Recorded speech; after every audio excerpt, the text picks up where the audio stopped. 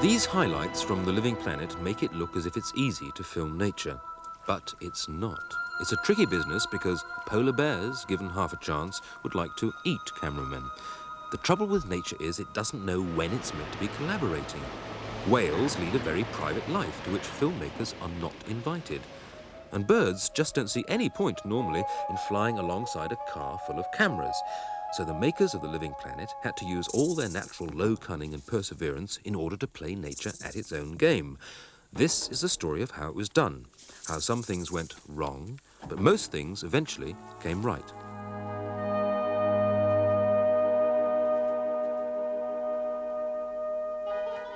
But as any fox will tell you, it's to Bristol we must go first.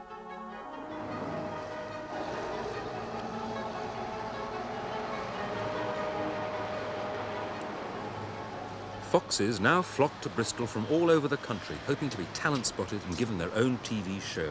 And it's inside this unlikely building in White Ladies Road that we shall find the man behind it all. Or rather, in front of it all. One thing that distinguishes men from other living creatures is that only men make films about other living creatures. And perhaps one of the most famous and interesting of these filmmakers is the species known as David Attenborough. Somewhat shy and not always easy to film in his natural habitat, we're lucky here to see the David Attenborough at work on his latest and greatest project, The Living Planet. His mission? To search out and photograph everything from volcanoes to jellyfish to explain how the Earth works. Now, for this, his habitat is totally useless. In London, where he lives, in Bristol, where he works, there are no volcanoes and no jellyfish, so he has to travel thousands of miles to search out his prey. Now, for this, he has the necessary boundless curiosity and endless energy. What he doesn't have is the vast quantity of money and expertise that only the BBC could offer. He enjoys this rather strange symbiotic relationship with the BBC, an odd and apparently friendly organism whose workings we do not yet fully understand. The idea of The Living Planet was to show how nature adapts to different environments. So their first job was to adapt David Attenborough by buying him lots of different sets of clothes. Rainforest clothes to keep him dry in places where it's always wet. And, of course, a new set of khaki shorts and shirts for places where it's boiling hot. You can go and film a desert almost any time you like, of course, but other things are trickier. They had to wait 2 years to film a particular volcano, and when news came through that it had finally erupted, they had to drop everything and rush off, hoping it would still be alight when they got there.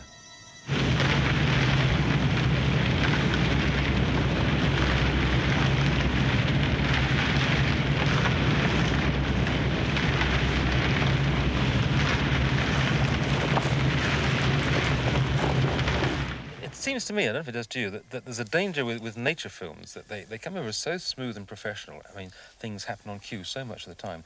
People may get a false impression of what nature is really like.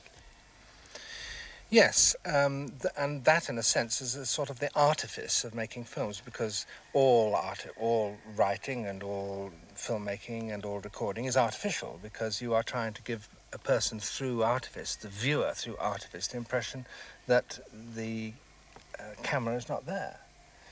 And you are continually pretending that, I mean, you and I sitting here are surrounded, as we know, by recordists and cameramen and all kinds of people. Yes. Right. So, but you and I are pretending they aren't there, because at the moment you are wishing to talk about what we're talking about. Right, well, okay, if you have slightly interfered with nature, nature presumably has slightly interfered with you as well. I mean, what sort of difficulties do you get making a program like this? What are the most amusing moments you remember? Well, they are the difficulties, really. No, the difficulties are not actually experienced by me, because the bits that I do are the easiest bits, in as much as that it's not too difficult to sit on a rock and answer questions, or it's not too difficult to walk onto a rock and look at a camera and say something. The difficulties are those that are encountered by the cameramen and the directors and the recordists, who actually have to get an animal doing something which perhaps nobody's ever even seen before. Those are extremely difficult things to do. But before you even try to do that, you have to get there. And the most interesting environments are, for some odd reason, always the furthest from public transport. So if Attenborough and the crew want to film in the Himalayas, they have to do a lot of walking. One Sherpa has now been on so many film trips that his mates call him Sherpa BBC. Those two going the other way are probably ITV Sherpas.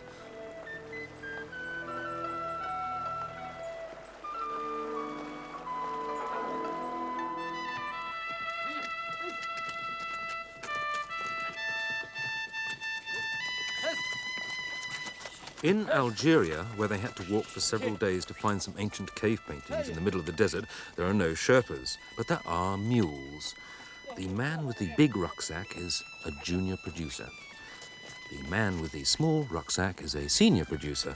Film crews, like everything else in nature, have pecking orders. South America has something you don't find in the desert or in the Himalayas: navigable rivers. I think rivers are the environment that natural history film crews like best. Even so, if there's only enough room for the cameraman or his equipment, but not both, it's the cameraman who has to get out and push.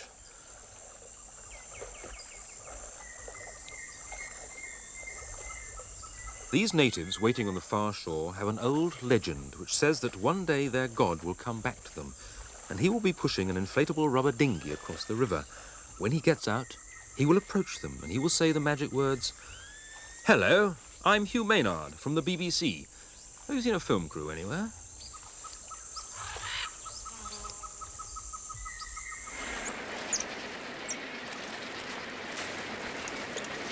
Well, they hadn't seen a film crew apparently, and nor it seems had David Attenborough off the Peruvian coast, where we find him not only doing his own stunt work, but taking care of the equipment as well.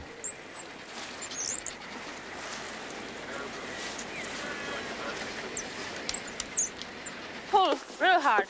Yeah. And now stop. And then we go slow. Then you push this down, and when you don't want that it moves, you just lift your thumb, and that's brake. That's the Brake, brake, yeah. What's But- this one? Oh, that's the other brake. Yeah. So, Okay, right? good. In Lapland, it takes only half a minute's driving lesson to learn to master a skidoo. This is a kind of motorised bobsleigh which everyone in the film crew can master, with the exception of David Attenborough, who travels incognito and chauffeur-driven. But then, he hasn't got a driving licence.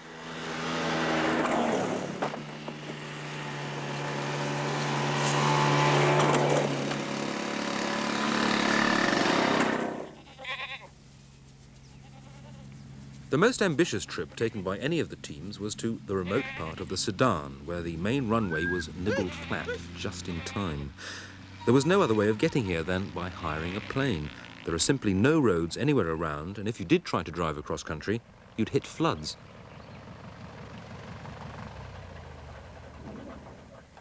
The crew is already here. The plane is bringing in fresh supplies because it looks as if they're in for a long wait. They've come to film the elusive antelope known as the white-eared cob. Not a great deal is known about the cob. We know that it's highly prized by David Attenborough for filming. We also know that it's highly prized by the locals for cooking. A third thing we know is that the cob will probably, sooner or later, converge on this river at this crossing point here. It's by no means a certainty, though, and the crew may be taking a huge gamble to come here and then go away with nothing more than a shot of a Land Rover at sunrise. In nature films, nature always appears dead on cue. In real life, it comes into sight as and when it feels like it, so the crew has to be on duty every day when the sun comes up. Meanwhile, they just sit and wait. Film crews are very good at waiting. That's because they practice all the time, in airport lounges, customs areas, and planes with rotten movies all over the world. I have now learnt not to tell a natural history filmmaker what an exciting life he must lead. And so have the locals. Hold to the centre through that rope loop. That's it. And pull it tight. Excellent. Being an adaptable life form, David Attenborough doesn't just travel along, he also travels upwards. Now, as he's heavier than air, he needs the assistance of a tree, and he also needs something that looks like a parachute harness without a parachute. The locals have never seen anything like this before. They probably never will again.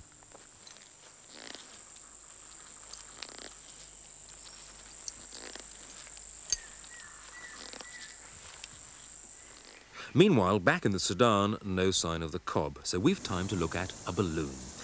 David Attenborough is going up in this balloon to see what the sky looks like when you're looking down on it from on top, which gives us the chance to see what Attenborough's little ecosystem is like when it's crushed into a little space.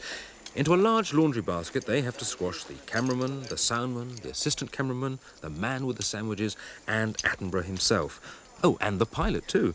But all these people and all this equipment are absolutely vital to give us the notion that Attenborough is up there all by himself.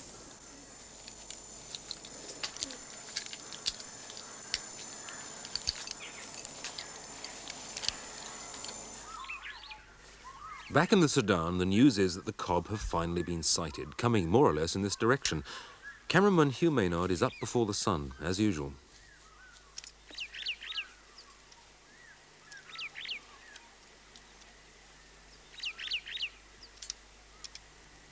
The hunters are waiting too, for breakfast.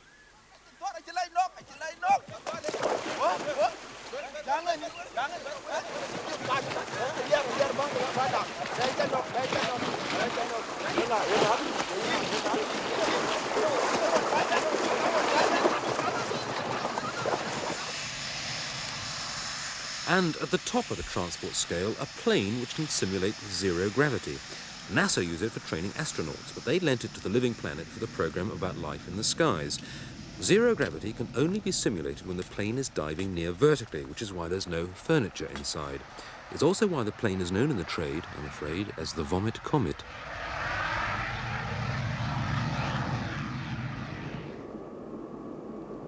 Sensitive viewers may like to be reassured that there is nothing at all distasteful in the following scenes. Some creatures have managed to overcome the forces of gravity so well that they have managed to launch themselves into the air and so fly. Playing conditions are not very good today, I'm afraid, and the team is having some difficulty keeping its footing, but this does make for some very thrilling moments. So let's see again, in slow motion, the controversial incident when cameraman Martin Saunders was dropped at second slip by David Attenborough.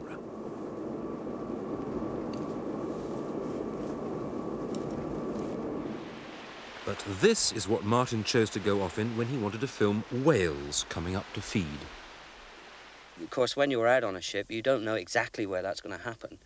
So the rigging of the ship was a terrible problem, because every time you move the camera, you've got rope ladders or ropes of all descriptions coming in the shot.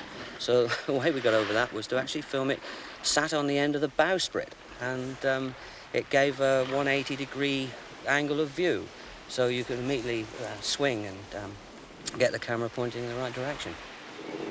We had a week to do it, and in fact, on the next to last day, we found the whales.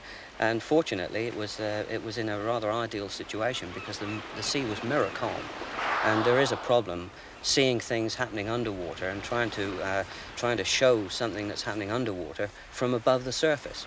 You could see the ring of bubbles happening, and you could also see the panic of the fish, which sort of boiled on the surface to try and get out of the way of this huge mouth, which was coming at them from below.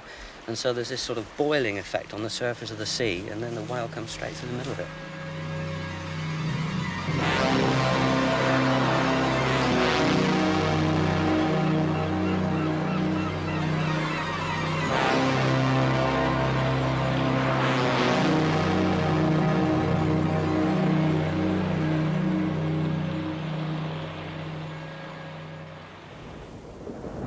The troubles don't stop once you've managed to get there. You've then got the problem of getting the best picture, or indeed any picture at all. If you're filming something that very rarely happens, like a flash flood in the Arizona desert, you have to find out roughly when it's likely to come, you have to work out where it's going to run, and you have to find a good place to stand. After that, it's luck. If it happens, you film it. If it doesn't, you can't, and nobody will believe you when you say that, yes, rivers do run through the desert.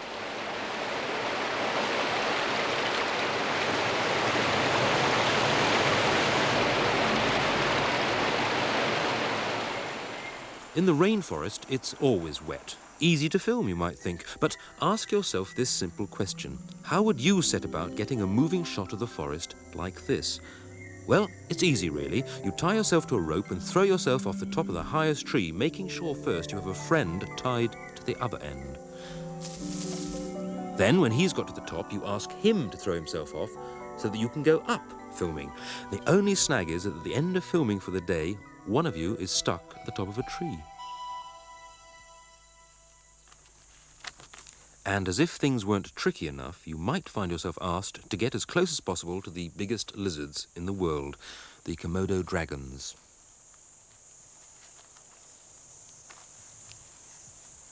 Enter Martin Saunders, again, somewhat tentatively.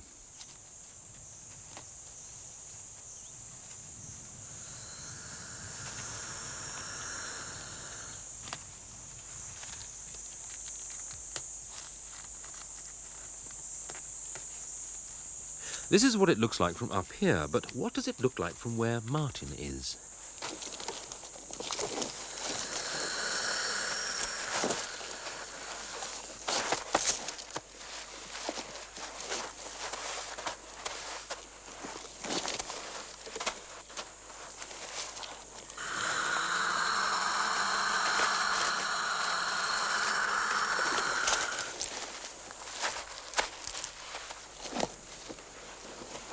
Actually, the Komodo dragons are not quite as fierce as they look. Polar bears, on the other hand, look very furry and very cuddly, and they kill quite a few people every year. They can also run and climb and swim faster than a man, so it's sensible not to get within spitting distance, unlike this seal. So, here's another simple question. How would you get close enough to get pictures like these, remembering that a polar bear is always hungry, that you look like food to him, and that he never bothers to say grace before he eats?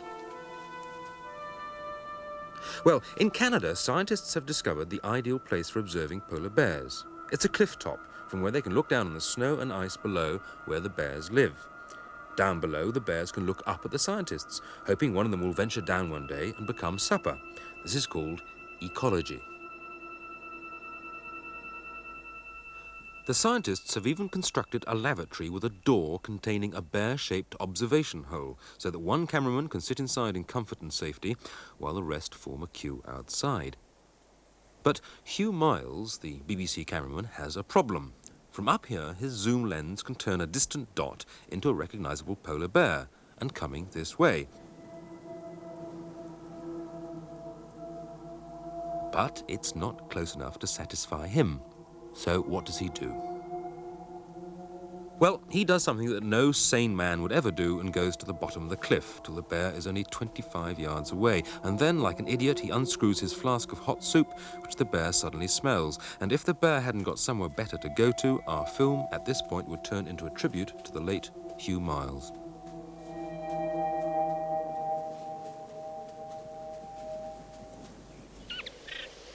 A rather more restful job for Hugh Miles was standing motionless for hour after hour, day after day, in a reed bed in Yugoslavia, filming the elusive little bittern from his hide. The main snag, apart from leeches climbing up his legs, was that when a bittern sees a camera, he goes behind a reed stem. So you turn to the young of the species, which has not yet acquired this knack, though it does seem to be learning quite fast.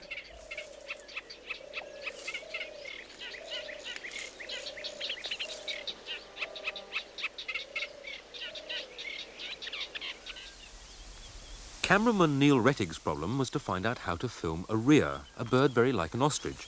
His solution? To build a portable hide looking very like an ostrich. And here he is modelling the scaffolding. And here is the rhea, unless of course it's Neil in disguise. And here is the crowd that always gathers whenever filming's taking place anywhere in the world. The message from these cows is obvious. Why film a stupid bird like a rhea when you can film a dozen handsome pieces of beefcake like us?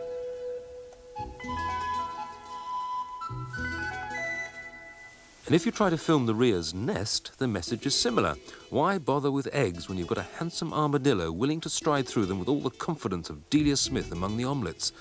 What the armadillo doesn't realise is that natural history filmmakers aren't really interested in nature, only in the bit they're trying to film.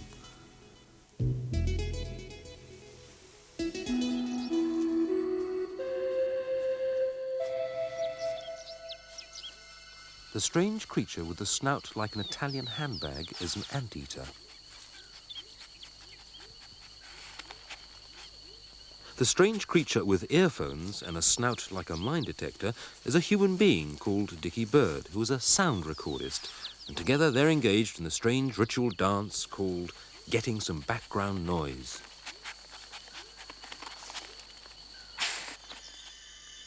Ants and such like are easier meat. They pay no attention to you and they carry on as if they ruled the world, which perhaps they do. Filming termites and ants above ground isn't too bad, but when you film them below ground, it gets harder. In South America, they wanted to film the grass-cutting ant. Now, this makes colonies which takes up to 15 or 20 million ants at a time, but not a cameraman. So what they did was to bring the ants all the way from South America here and put them in this thing, which looks like a French horn made by Henry Moore while drunk, and they put them down the inside, which is actually like an ant tunnel, and followed them with an endoscope, which is the sort of lens you put down people to see what their supper looks like 5 minutes after they've eaten it.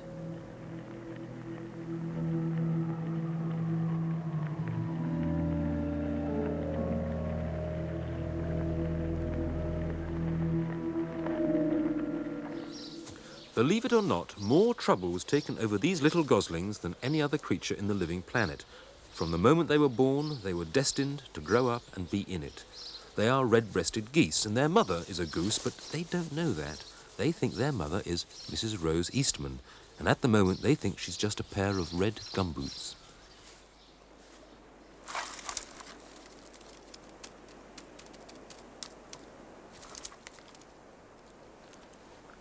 If these geese go on growing up with their human mother goose, identifying with her voice and her red gumboots, there's a good chance that they will sooner or later fly after her, if she moves fast enough, and yield dramatic pictures of flight. At first, she just takes them for walks with her voice, now on a cassette, but soon available on LP and single. And the next step was to put Mrs. Eastman on a bicycle and see if the birds followed her. All this proved really was that flying is a much quicker way of travelling than bicycling.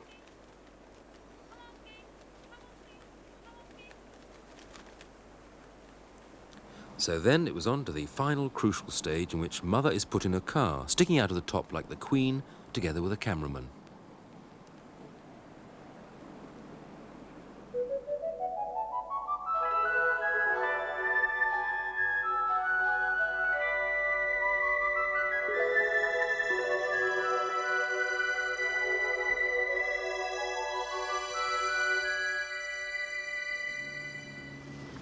There's more to the living planet than just wildlife and exotic locations. There are backroom boys as well, and here in sun-drenched Boreham Wood lives the globe, which featured in every episode of The Living Planet. But even filming a globe is no picnic. For a start, you have to carry it in without dropping it.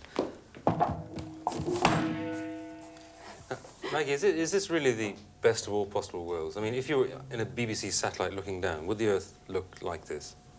No, it wouldn't look like this because you wouldn't really be able to see very much of the landmass at all. It would be all cloud and sea. If you could see through the clouds, it would look pretty much like this. We've accentuated the colouring in certain areas, like the green of the forest, so that they stand out. But obviously there would be some cloud over the Earth, so we've actually devised another globe for this. What we do is we film this globe first, and then this globe afterwards. And the white areas here come out as cloud on our base globe.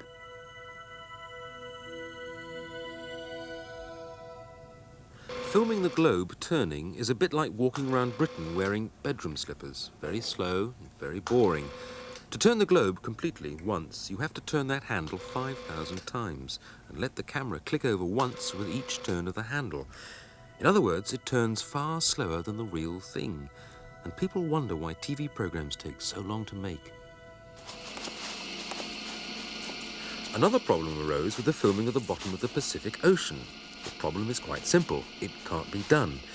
Even if you could get deep enough, it would be far too dark.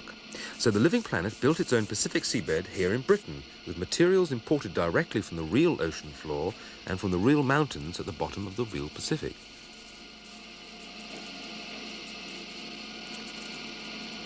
conjuring tricks seem less impressive when they're explained, and as you watch the camera swing through the mountains like a dentist's drill through rotten teeth, it looks a bit pointless until you see the actual film taken, as we will in a minute when we've added the music.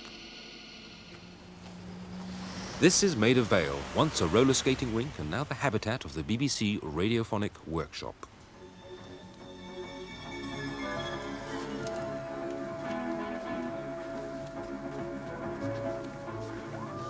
Here they've also been wrestling with the problem of what nature sounds like, or rather should sound like, because much of the time it doesn't make a great deal of noise at all.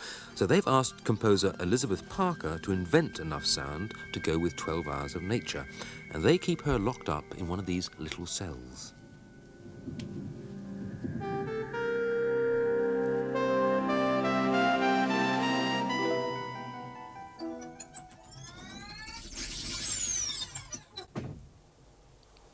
Liz Parker is what they call an electronic composer.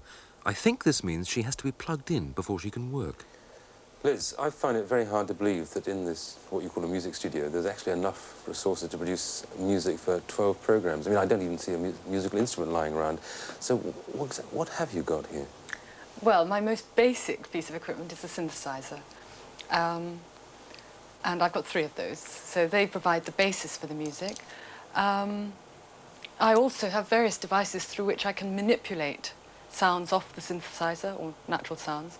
For example, the harmonizer is one of them. If we take a simple sound like just that sort of sound, if we put it through the harmonizer, which is sometimes called the fairy dust machine, in fact, you'll see why, because it gives quite a pretty effect. Yeah. It's going a bit high. And then if we add a bit of flutter echo, that's another very simple way of manipulating the sound. I've also got a vocoder, which is something that I can sing into and play at the same time. And the resulting sound is a combination of voice and instrumental sound, which I've used fairly extensively throughout the 12 programs. And a phase shifter, which if you can imagine the sound as a piece of ribbon, it kind of turns the sound round and makes it move up and down.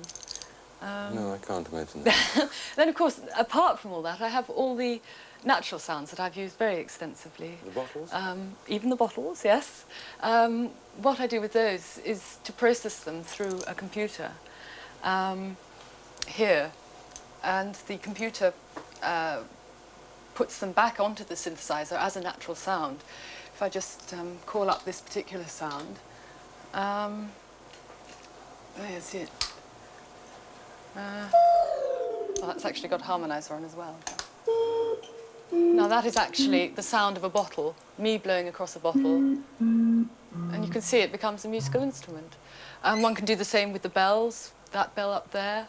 One can do it with scratching mics, paper, glass crashes, anything. So that actually adds enormously to your So you give the computer one note and it can deduce all the other notes that it can play? Yes. In this particular scene, we're going along the ocean bed and looking at these amazing mountains right at the bottom of the ocean. Music is trying to convey that feeling of mysteriousness and beauty and strangeness.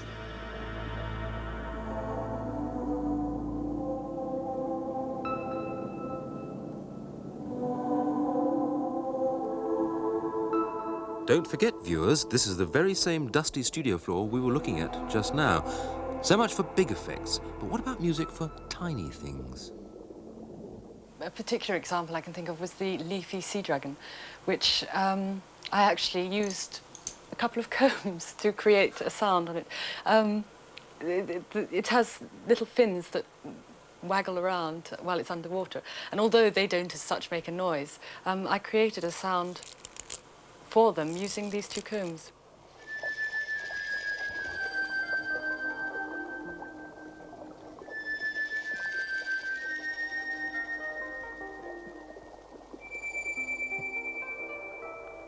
This is a weedy sea dragon. It's beautiful and it's amazing, but you didn't see it in The Living Planet. That's because they already had the even more picturesque leafy sea dragon, and apparently there's only room for 1 sea dragon in any nature film. And at this point, I'd like to pay my own personal tribute to the things that didn't make the big time. To the Poitou, for example, which showed no desire at all to go into showbiz and looked like Frank Sinatra being asked to smile for the press. It even tried to bite the cameraman. To the lowly Lichin, which, although they speeded up the film, still wasn't glamorous enough at the auditions. To the Rocky Mountain Goat, which was filmed to show off its hairy protection against the snow, but was ruthlessly dropped from the production because there was no snow. The snow was all up in the Rocky Mountains. To the prairie chicken, which is adapted for running about on the green grassy prairie and was given the chop because there was far too much snow, so that it looked like a kind of Kentucky frozen chicken. I'd like to pay tribute to the ghost crab. The only thing it did wrong was to run away to sea, and the only reason it did that is that it was being chased by a man with a camera.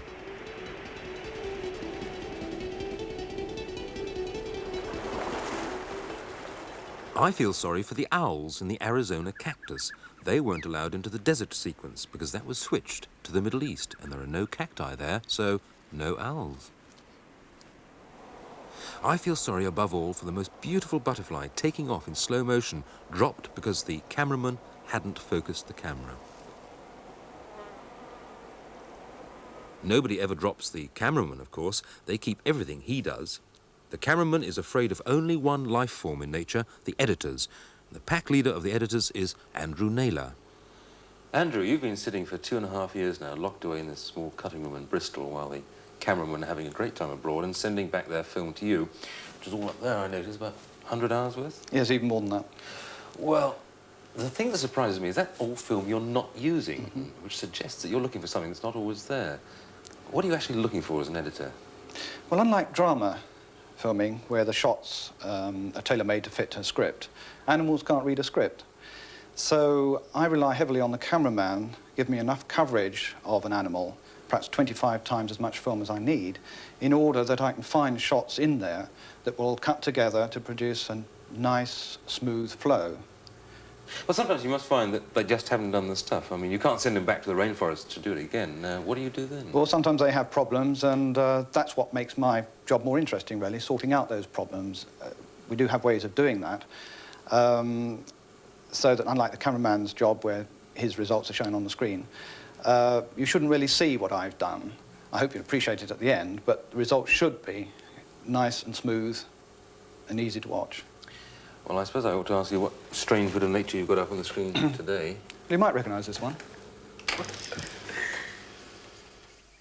During the 12 hours of The Living Planet, you were seen quite a lot, front, back, side, but never once, I think, smiling, which gave the impression that nature's a bit of a serious business. But making nature programmes, is that serious? Well, the fact is there are a lot of laughs, particularly when it goes wrong. And whether we should actually make a film, well, maybe, I don't know what kind of film you're making, maybe there's got one or two of those in, but there are quite a lot of things that go wrong that make us fall about laughing. There is some life, actually, within this snowfield itself, because this snow is not white,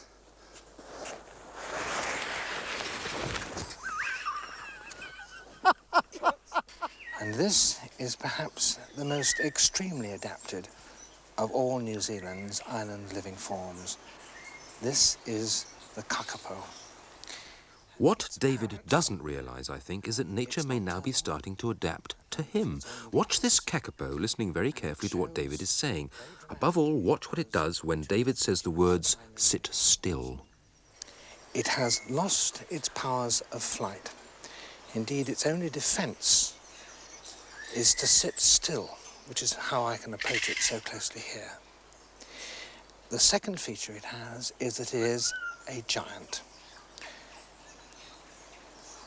Like so many other island-living animals, it's very big of its kind. It's the biggest of all parrots.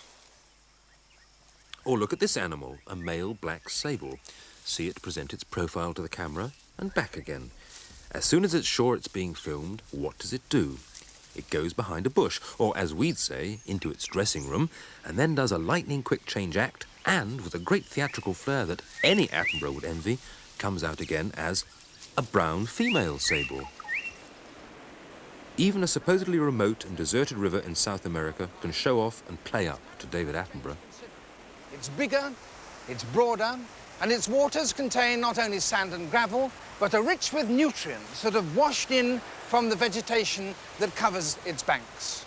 And after it's crossed its last patch of rapids and tumbled over its last fall, it becomes a very different river indeed.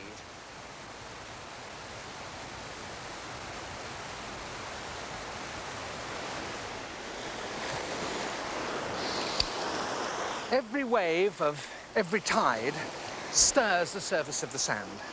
So it's virtually impossible for plants to get a hold of it, as they can on a rocky shore or a mud flat. And as a consequence, a sandy beach seems to be about as lifeless as any part of the margins of the sand. I'm sorry, I've lost my thing. What is this thing he has lost? Well, it's a trick of the trade, a stick or a stone that he uses as a mark. Here at Avebury, he's using very big things as a mark, probably left behind by Stone Age nature documentary makers. And there's the camera he needs the thing for to stop him bumping into. It's not easy walking and talking and keeping an eye open for things all at the same time. So a large backup team is needed in the Attenborough ecosystem, a team that normally we never see. It's absolutely clear that tomorrow we're going to be even more so. And the team has come up with a great idea. They're going to try the kakapo once again, but this time not mentioning the words sit still, to see if it will sit still this time. It's a parrot. It's nocturnal. It feeds on grass and leaves. And it shows those two characteristics which are so typical of island-adapted forms. It is totally flightless. Secondly, it is a giant. The biggest of all the parrot family, weighing as much as 3.5 kilograms.